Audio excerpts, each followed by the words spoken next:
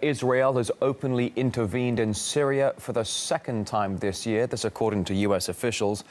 They say Tel Aviv has carried out another bombing run on a target inside Syria. This following a previous strike that goes back to January. Now, it's not immediately clear what exactly was targeted in this latest attack. Some officials say it was an arms shipment on its way to Hezbollah in Lebanon. Others claim, though, it was a Syrian warehouse. So far, though, neither Israel nor Damascus have confirmed the reports, but Tel Aviv has said in the past it would do everything possible to stop the Syrian government from handing weapons over to Hezbollah. Back in January, Israel bombed a convoy on the Syrian-Lebanese border. Do stay with RT for the latest on this breaking news story. In fact, let's get some reaction now on this story here on RT. And join from California, Conn Hallinan, a contributing editor for the U.S. think tank Foreign Policy in Focus. Good to see you today. Thanks for joining us on this Saturday. After the last Israeli airstrike in January, Damascus did say that it reserves the right to defend itself, but it never did. How do you expect the Syrian government to react now? I don't expect the Syrian government to do anything specific. I don't expect them to respond to this. I think that if they did, it would create the possibility of a much more massive Israeli attack. I think the idea that the Syrian government would be shipping arms to Hezbollah in the midst of a civil war to be a very dubious kind of project. I don't see what the logic of that is. I think the Israelis are intervening at this point, and the U.S. is thinking of intervening, because I don't think things are going exactly the way that the insurgency wants them to go. Well, so, I mean, certainly Washington in recent weeks and recent months has been treading very, very carefully around the ongoing Syrian conflict, or where it was at one point very much supporting the idea of getting rid of Assad. And now, perhaps, as you suggest, maybe they are treading very carefully around it. But when it comes to possibly unconfirmed at this point, but the Israeli airstrike now in Syria, the second time since January, what can the embattled Syrian government do to defend itself from Israeli airstrikes? I don't really think that there's very much they can do to defend themselves in the Israelis. I mean, the Israelis can pretty much strike as they will in Syria. What the effect of that is on the wider Arab world, I think, is the key question here.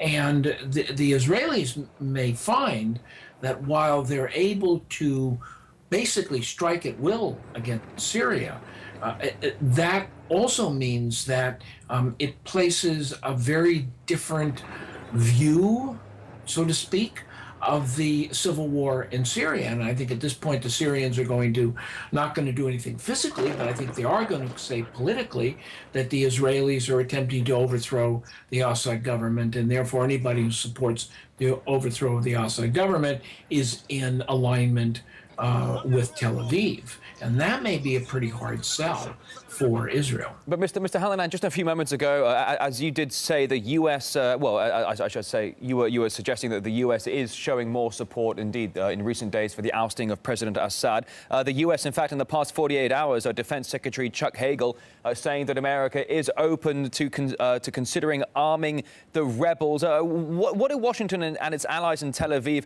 ultimately want to see happen in Syria? We understand they want to see Assad go, but how far are they prepared to go to that end?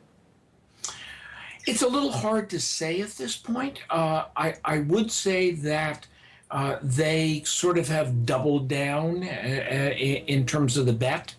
And I think what they're feeling is that the civil war is at a stalemate.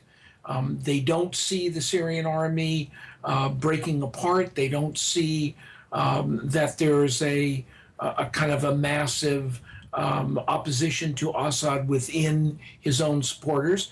And I think what they're trying to do is to double the bet, to essentially raise the ante at this point. Is it going to work? It's very hard to say. I think that the Syrians can't do much in response to it, but I'm not sure that the Israeli attack and the U.S. step-up of support for the insurgency necessarily plays that well in the rest of the Arab world outside of the Gulf countries, or at least... Well, we certainly are seeing a growing amount of desire for intervention, whether it comes from Western powers or even from regional powers, the immediate neighbours surrounding Syria. Conn Hallinan, live from Berkeley, California, a contributing editor for the US think tank Foreign Policy in Focus. A pleasure to have you on RT today. Thank you. Thank you. All right, now let's get the latest from our RT's Middle East correspondent, Paula Slier, now joining us live here to bring us up to date on this developing breaking news here on RT this Saturday morning. Hello, Paula. Details that we know of this suspected second Israeli strike in Syria since January. What are the Israeli officials saying now? Well, as of yet, there's been no official comment from the Israeli side, but Israel in the past has said that it will do everything necessary to stop the transfer of weapons from Syria to Hezbollah or other so-called terrorist groups. Now, the US officials are reporting that Israel conducted an airstrike into Syria. What's not yet clear is what and where the target of this attack was. There are some reports that say it was a chemical weapons warehouse, whereas others are reporting that it was an arms convoy on its way to Lebanon. What's also unclear at this stage is whether or not Israeli planes actually entered Syrian airspace to conduct the attack, or whether they launched missiles from the Israeli side.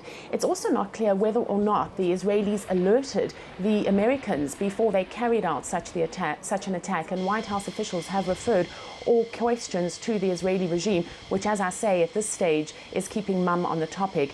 This is, as you say, the second time this year that Israel conducted airstrikes into Syria. Back in January, Israeli fighter jets attacked a convoy of sophisticated anti-aircraft missiles that were believed to be on their way to Hezbollah.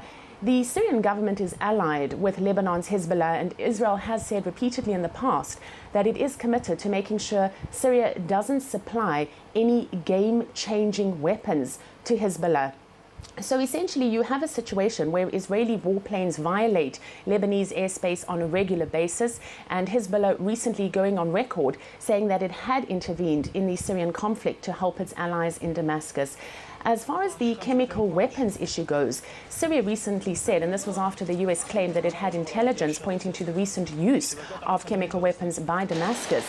The Damascus regime said that it doesn't have any kind of chemical weapons and would never use them on the home front, if indeed it did have them. Following that, the first Israeli airstrike happened in January, and Syria then said it reserved the right to defend itself, but there was no open retaliation. There has been tension building up between Syria and Israel for quite some time, and particularly recently, the two countries share a border, and that is the disputed Golan Heights, which is Syrian territory that is essentially occupied by Israel. And we've seen there recently clashes as well as exchanges of mortar fire in the past few months. So certainly an incredibly tense situation on the ground, but as of yet, no word from the Israelis as to whether or not they participated or carried out this strike. All right, the latest on this breaking news here on RT, that of RT's Paula Slier there, and Israel's suspected second strike this year inside Syria. Thank you.